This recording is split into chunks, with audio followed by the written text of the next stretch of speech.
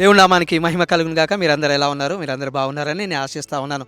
ఈరోజు ప్రియమైనటువంటి దేవుని సంగమా, మన యొక్క వాక్యం మనం చూసినట్లయితే మత్తయి సువార్త 11వ అధ్యాయం 28వ వచనంలో ఇలాగూ రాయబడి ఉంది. ప్రయాసపడి భారం మోస్తున్న సమస్త జిల్లారా నా యొద్దకు రండి, మీకు విశ్రాంతిని కలగజేస్తానంటున్నాడు. దేవుడు ఒక వాగ్దానం చేస్తూ ఉన్నాడు. మానవ జాతికి, మనుషులకు, ప్రతి ఒక్కరికి, ఏ కులం లేదు, ఏ మతం లేదు, మనుష్యులుగా జన్మించిన ప్రతి ఒక్కరికి ఆయన ఒక వాగ్దానం చేస్తూ ఉన్నాడు. ఏంటి అంటే, ఈరోజు నువ్వు ఏ యొక్క భారాన్ని మోస్తున్నావో, ఏ యొక్క చింతని మోస్తున్నావో, ఏ యొక్క కష్టం గుండా నువ్వు వెళ్తా ఉన్నాడు, ఆ కష్టం నుంచి ఆయన విడుదల చేయడానికి సిద్ధంగా ఉన్నాడు. కానీ ఒక్క విషయం నువ్వు చేయాలి.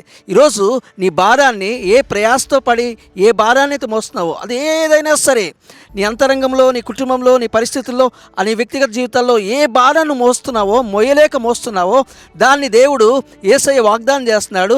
ఆ యొక్క భారాన్ని తీసివేస్తానంటున్నాడు. అంటే ఆయన తేలిక చేస్తానంటున్నాడు. ప్రియమైనటువంటి దేవుని బిడ్డలారా, ఈరోజు నువ్వు ఏ యొక్క పరిస్థితిలో ఉన్నావో, దేవుని సన్నిధానికి నువ్వు వచ్చినావంటే దేవుడు తప్పకుండా నేను సంపూర్ణమైనటువంటి విడుదల చేయడానికి ఆయన సిద్ధంగా ఉన్నాడు. నీ చింత యావత్తు నా మీద ఏడు, మిమ్మల్ని గురించి నేను చింతిస్తున్నానని దేవుడు వాగ్దానం చేస్తున్నాడు. వాగ్దానం చేసినటువంటి దేవుడు నమ్మదగిన దేవుడు. ఈరోజు నువ్వు దేవుని దగ్గరికి వస్తున్నావా, నీ ప్రయాసాన్ని తీసుకుని, లేకపోతే ఇక్కడ ఇంకా వేరే ప్రాంతాలకి ఇంకా ఎక్కువ దేన్నో ఆశ్రయిస్తూ ఉన్నావా? కానీ దేవుని వద్దనే నీకు విశ్రాంతి కలుగుతుంది. ఆయన నీ ప్రయాసని చూస్తున్నాడు, తీసివేస్తాడు. అటు కృపని దేవుడు అనుగ్రహించునుగాక. ఆమేన్.